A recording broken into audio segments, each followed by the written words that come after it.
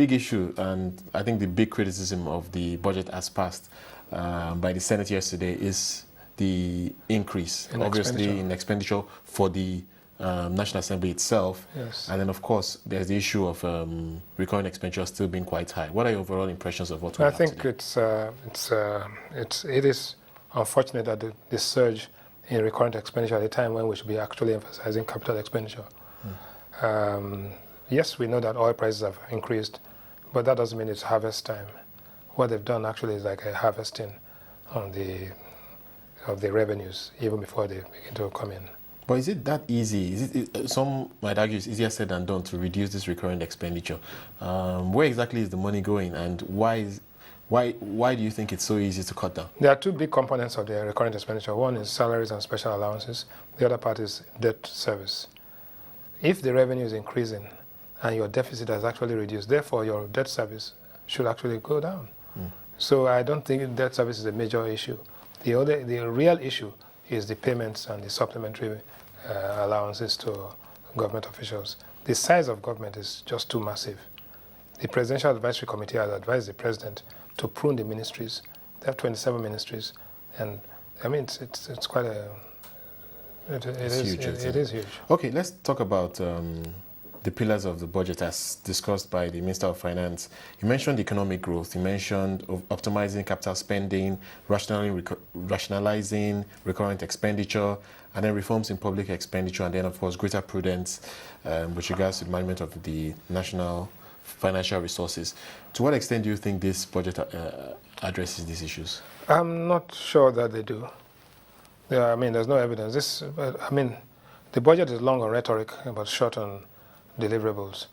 The reality is that we are aware that the world oil price is up to where 100, Brent is about 114, and the question is, are the assumptions on which the budget is based, are they realistic?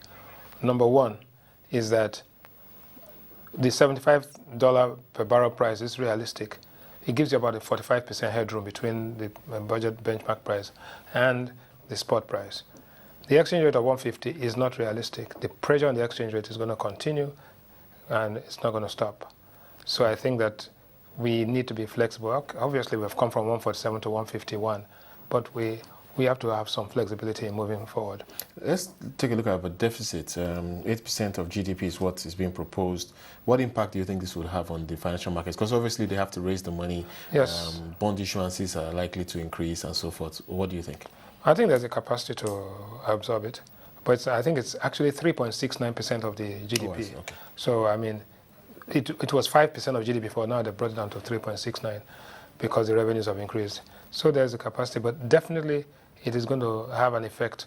The bond yields in Nigeria actually went up yesterday, even though inflation came down.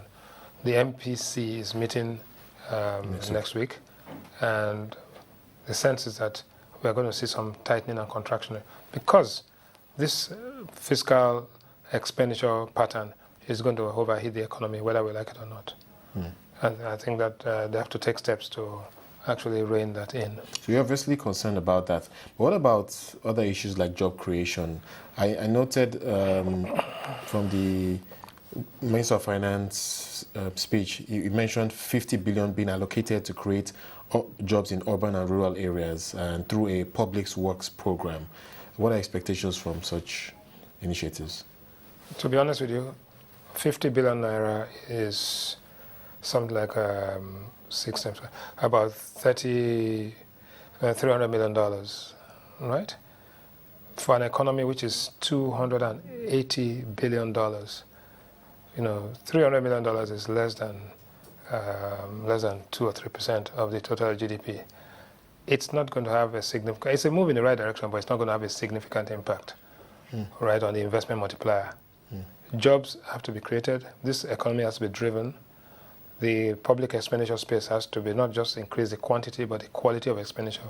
The private sector has to bring in money. We have to make a determined effort to raise project finance with concessioning, partnering, and actually borrowing more aggressively to actually bridge that infrastructure gap. We cannot wait for 10 years to do it. Brazil has actually become the 5th largest economy in the world and the 4th largest capital market in the world. All of this in 15 years, less than a generation. I think it tells you that it can be done. And we have similar characteristics in terms of economic profile to Brazil. And obviously, a lot should begin to happen after the elections. Yes, definitely. And that's my comment on the budget is that there will be a supplementary budget after the election. So you have budget A proposed by the government, budget B as amended by the National Assembly, which you've seen yesterday, and then budget C will be the supplementary budget, which will come out in July, where there's going to be an expanded expenditure again, which will address the infrastructure gap, both in transport, in roads, railway, ports, and other areas, refineries.